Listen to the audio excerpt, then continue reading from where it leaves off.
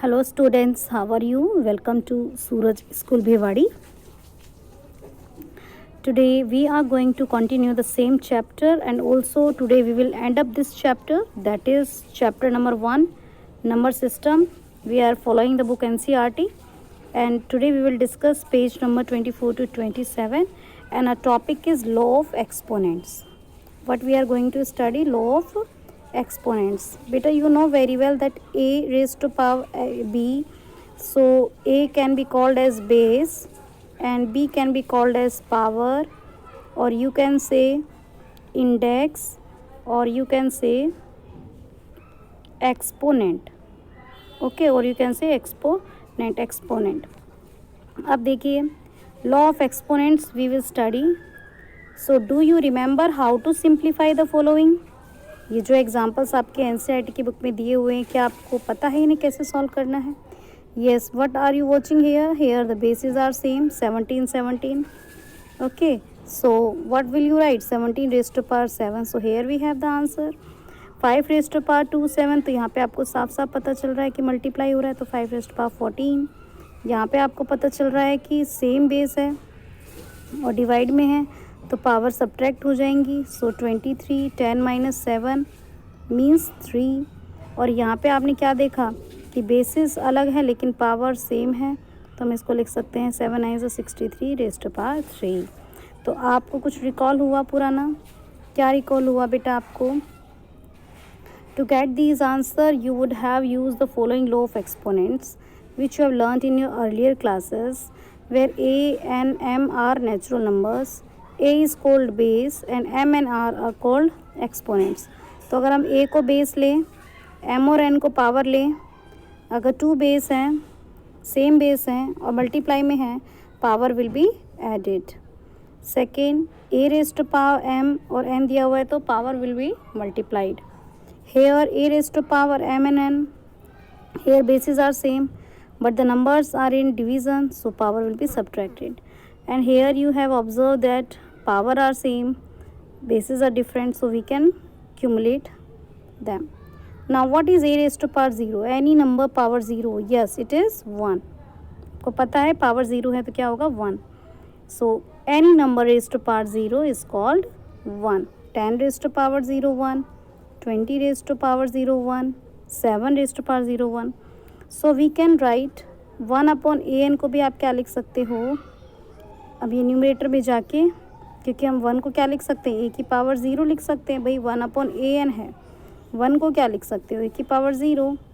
अभी ऊपर जाके क्या हो जाएगी? Power minus. तो आप क्या लिख सकते हो 1/an को? a की power -n. Now you can easily solve these examples. 17 raised to power 2 and 17 raised to power -5. So basis are same, so power will be added. But 2 - 5 तो कितना हो गया? -3. और डिनोमीटर में जाके पावर क्या हो जाएगी? पॉजिटिव.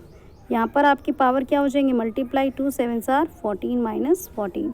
यहाँ पे बेसिस सेम है तो पावर सब्ट्रैक्ट होंगी, तो 23 - 10 - 7, तो 23 raised to power -17.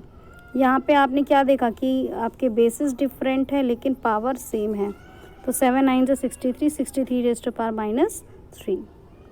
Suppose we want to find out the following competition. अगर इस तरीके से करना है तो क्या होगा? आपने क्या देखा? बेसिस सेम है लेकिन मल्टीप्लाई में है तो पावर ऐड हो जाएंगी.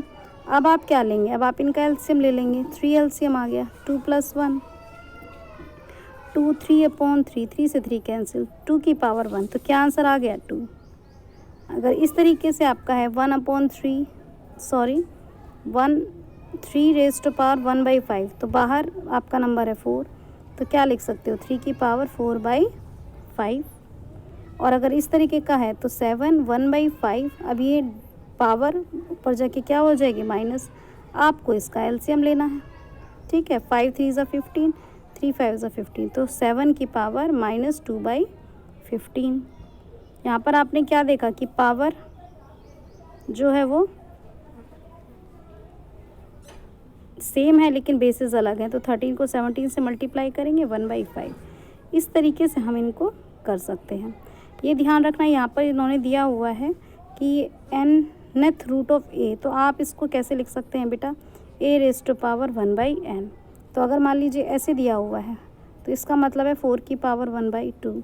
अगर ऐसे दिया हुआ है तो 4 की पावर 1/6, इस तरीके से। ठीक है, ये आपको ध्यान में रखना है। Now here you can have some examples also, and here are the rules. Here are the rules you can watch. Base is same. Okay, we have already discussed these numbers. Now 2 raised to power, यहाँ पे आपने क्या देखा, basis same है, add कर देंगे, solve कर लेंगे, अभी हमने किया था। देन आपका सेकेंड है 1/3, यहाँ पे नंबर आपके क्या हो जाएंगे, मल्टीप्लाई। यहाँ पे आपने क्या देखा, बेसिस सेम है, सब्ट्रैक्ट हो जाएंगे, सॉल्व कर लेंगे। और यहाँ पे बेसिस डिफरेंट है, डिग्रीज पावर सेम है, तो मल्टीप्लाई हो जाएंगे। इसी तरीके से आपको एक्सरसाइज 1.6 ट्राई करनी है। 64 raised to power 1/2। 64 को क्या लिख सकते हो आप, 8 स्क्वेयर, बाहर डिग्री 1/2 है, 2 से 2 कैंसिल, कितना आ गया आपका 8। ये आपका फर्स्ट पार्ट सोल्व हो गया। सेकेंड 32 raised to power 1/5 है, तो 32 को क्या लिख सकते हैं, 2 की पावर 5।